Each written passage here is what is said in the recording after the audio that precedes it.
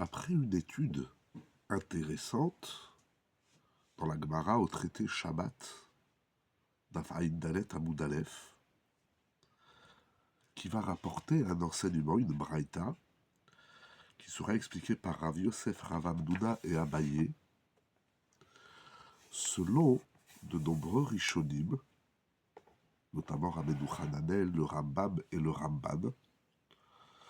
Nous apprenons les conditions nécessaires pour autoriser de trier Shabbat.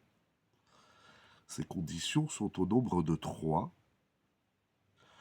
La première, c'est de trier avec la main et l'interdiction de trier avec un outil dont sa fonction est le tri, comme un tamis par exemple.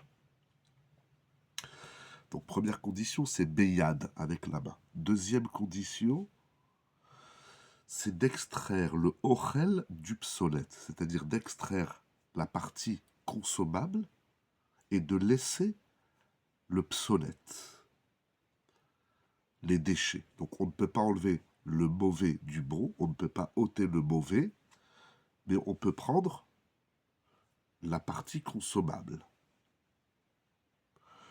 Ce qu'on appelle ochel mitor psolète, le consommable du déchet. Troisième condition, c'est de trier les altars, c'est-à-dire pour une consommation immédiate.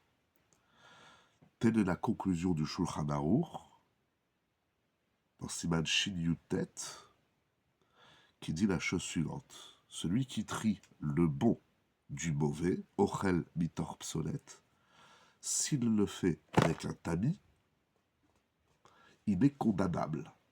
C'est-à-dire que ça s'appelle trier minatora.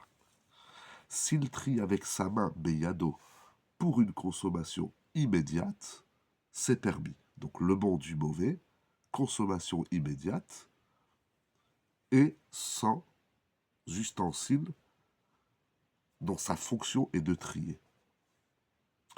Celui qui trie le bon du mauvais, mais ce n'est pas pour une consommation immédiate, il trie le bon du mauvais pour consommer plus tard dans la journée de Shabbat, là aussi il est chayav, c'est un interdit de la Torah. De même, celui qui trie le mauvais du bon, même si c'est pour le consommer tout de suite, pour consommer le bon tout de suite, et même s'il le ferait sans un outil spécifique au tri, puisqu'il a enlevé le mauvais du bon, là aussi, il est chayav, c'est-à-dire c'est un interdit de la Torah. Donc l'association des 3 conditions avec la main, le bon du mauvais, pour une consommation immédiate, ceci est permis. S'il manque l'une de ces 3 conditions, cela constitue un interdit de la Torah. C'est ça qui est incroyable. Donc 3 conditions pour permettre de trier Shabbat.